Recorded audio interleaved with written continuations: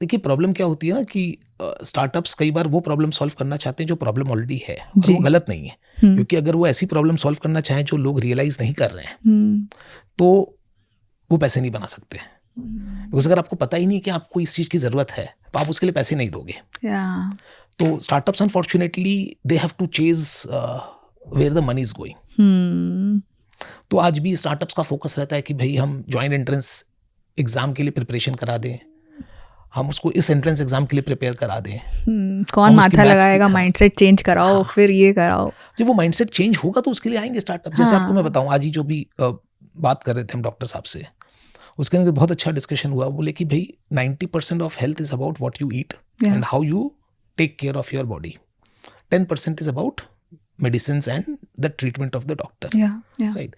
कहीं ना कहीं अब ये थ्योरी आ रही है। तो आप देखिए इससे रिलेटेड लाइफस्टाइल डिजीज को हैंडल करने के स्पेशल स्टार्टअप्स आने शुरू हो गए, जो आपको कंसल्ट करते हैं, आपके डाइट पे कंसल्ट करते हैं, आपके ओवरऑल वेल बीइंग पे कंसल्ट करते हैं। तो जो वेल बीइंग वर्ड है, now this is becoming a big market in health industry, जो पहले नहीं था, से 10 साल पहले भी।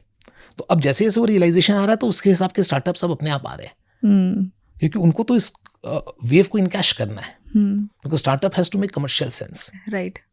तो इज इट जस्ट इंडिया कि हर कहीं पे ऐसा ही होता है कि startups usually don't get interested in things जो पॉसिबली लोग देख नहीं पा रहे हैं बट आगे जाकर देखेंगे?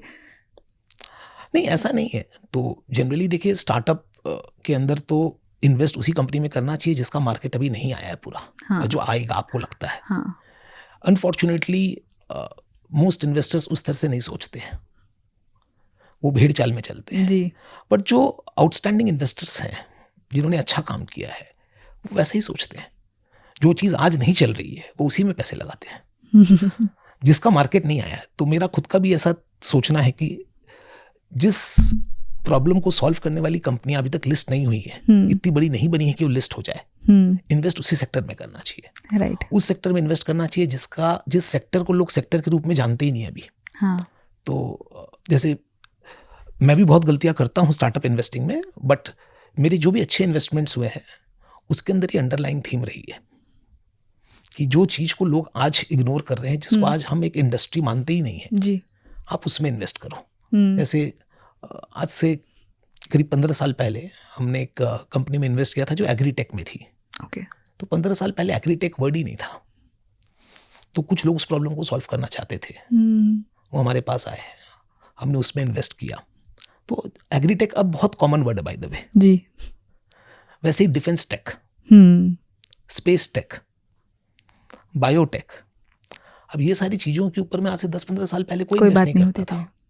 तो अगर आप उसमें उस समय इन्वेस्ट कर रहे हैं तो आज आपको भी फायदा मिलेगा एज ए इन्वेस्टर, और जो उन कंपनियों को आप सपोर्ट कर रहे हैं वो कंपनियां भी चलेंगी। But as a small investor आपका सबसे बड़ा चैलेंज होता है कि आप जो पैसे दे रहे हो, will it keep them alive till the time comes.